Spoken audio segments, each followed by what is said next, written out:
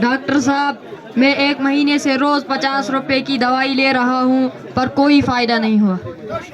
कोई बात नहीं भाई साहब, कोई बात नहीं। कल से मैं तुम्हें 40 रुपए की दवाई देता हूँ, 10 रुपए का फायदा होगा। ठीक है डॉक्टर साहब, पर एक बात तो बताओ, मेरे को तो खांसी थी, आपने मोशन लगने वाली दवाई क्यों दे दी?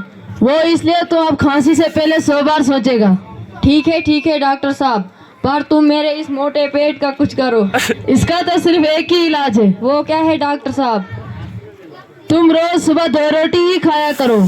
ठीक है डॉक्टर साहब, पर एक बात तो बताओ, वो 2 रोटियां खाना खाने से पहले खानी है या खाना खाने के बाद खानी है? ओ चल, रोटी को छोड़, तुम रोज सेहत के लिए एक्सरसाइज किया करो। डॉक्टर साहब, मैं रोज फुटबॉल खेलता हूँ, क्रिकेट और टेनिस भी खेलता हूँ।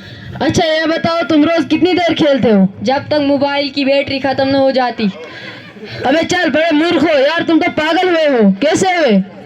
मैंने एक विधवा से शादी की, उसकी जवान बेटी से मेरे बाप ने शादी की, तो मेरी बेटी मेरी माँ बन गई। उसके घर बेटी हुई तो वो मेरी बहन हुई, मगर मैं उसके नानी का शोहर था, इसलिए वो मेरी नवासी भी हुई। इसी तरह मेरा बेटा मेरे दादी का भाई बन गया और मैं अपने बेटे का भांजा। अबे चुप कर, मुझे भी पागल करेगा।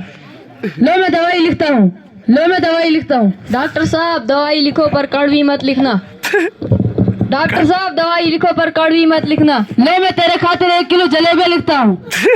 डॉक्टर साहब, पर्चा ऐसा क्या लिखते हो जो सिर्फ मेडिकल स्टोर वाले ही समझ पाते हैं? मैं लिखता हूँ, मैंने तो लूट लिया, अब तू भी लूट ले। लूट ले, खुदा हाफिज, लूट ले।